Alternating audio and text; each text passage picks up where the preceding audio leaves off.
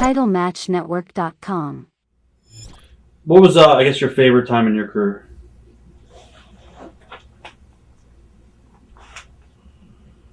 I mean, there's so many different. I mean, it's Do you have a favorite moment?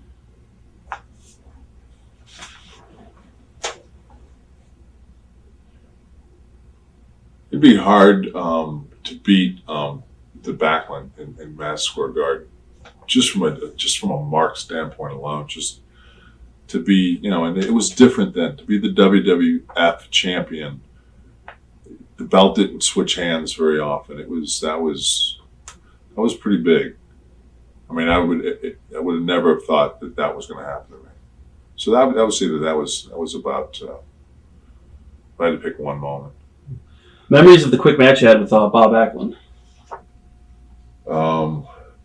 I'd gotten really drunk on a European trip. I was the IC champion, and I got hammered on the way to the town. Right. So we got to the town. I had my match. I was working with Sammy from the Shrinkers, and we went 10 minutes. Sammy was about as bad a shape as I was, but he was so good. He carried us. We had a decent match, and I got out of the ring, and Tony Gurria said, "You need to call the office." So I called. I talked to Vince, and Vince said, "You need to come out to my house when you get back. We need to have a talk." I was like, "Oh man, I was getting the push, and now I got hammered over here, and I'm in trouble." And this is back when we did 23, 24, 25-day European trips on 2 buses. That's crazy. I mean, just, insanity. Just getting hammered every night. I mean, just, you'd have 5-6 hour bus rides. There's nothing else to do. No, there was nothing else to do. And at least that's the excuse we're using. Did the company have a policy at all about that at all? Or? No, they never had a no alcohol policy. I'm sure they probably had one not be on the way to the matches. Right. I didn't see it. Right. I don't think any of us did. I think at that point they were going to the whip so often and so hard that they just knew the guys were going to crack. Just as long as you continue to perform, I think it was okay. Right. So I came home, and they picked me up. All the guys all get to the airport. You were so haggard. And you had a whole 4 days off, including that day you landed as one of them, and the other end was the day when you had to travel back. Right. So it was basically and I'm losing one of those days to stay in New York City, and so I go to the house, and it was kind of a nice day, kind of sunny. We're out by Vince's pool, and he came out there, and he said, I said, thinking about it, he says, I'm going to put the strap on me. I'm thinking, I already got the strap. I'm the IC champ. He goes, yeah, I'm going to have you beat Backlund at Madison Square Garden. So I'm thinking, Backlund, I'm like, oh, he's talking about the strap. Right.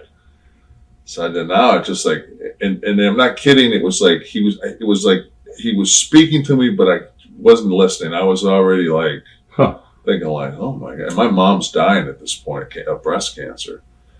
And, I was praying that someday, that she'd last, she'd live long enough, because she always said, you'll be world champion. You'll see. And so it was I couldn't wait to call her, because it was okay, this is going to happen. And it happened in November. When I got the strap. And then she passed December the 27th. So it was a month later, my mom passed away. But I remember it was one of those deals where kind of didn't tell anybody, didn't tell Sean, didn't tell anybody for a long time.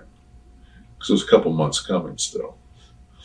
But it was, and Bob did a great job. Bob didn't, He was cool about it? Yeah, Bob was pro. Bob crawled back all the way from the ring, all the way back to the curtain, selling us back. He crawled. Good. So it was. Was Bob, I guess, hard to work with in his rematches, or was it easy to work with? Brutal. But it wasn't Bob's fault. It wasn't my fault. It was, then I got Jerry Briscoe handing me a modern day script of, you're going to do these. I was they wanted me to chain wrestle. And, I just said, fuck, you got to be kidding me. you know, it was almost like, it was crazy because, you know, when you get to, when you get there, you think that, you know, they know everything. And the more that you learn, the more you realize, like, they don't know everything. And some of the guys don't know anything that are in the hierarchy. And it's like, yeah, that might have worked for you, Jerry, but 7-foot chain wrestler, it ain't going to happen. And we did a couple of matches. We're in Sacramento, and Bob, you know, was calling a match. He sent me off and yelled sunset flip. And I sunset flipped him in the middle of the ring. If you can imagine the visual of a 7-foot guy sunset flipping Backlund. I came back, Taker said, if I ever fucking see you do that again, I'll be in the ring. He says, God, he goes, what are they doing? I said, huh. Shortly after that,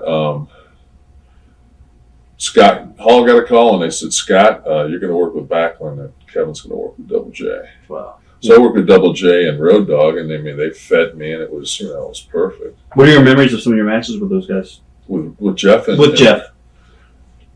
To this day, I mean, I could go out, I could work a 6-month program with Jeff Jarrett, as beat up as I am right now.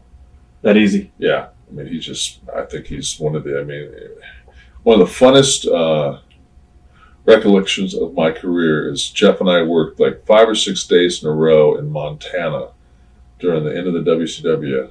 Traveled in the same Suburban, drank beer, to, from, after. It was in the middle of summer Montana, and we worked 25, 30 minutes every night. Wow. I mean, and you knew you were never going to get potatoed, never going to get hurt, you know, just.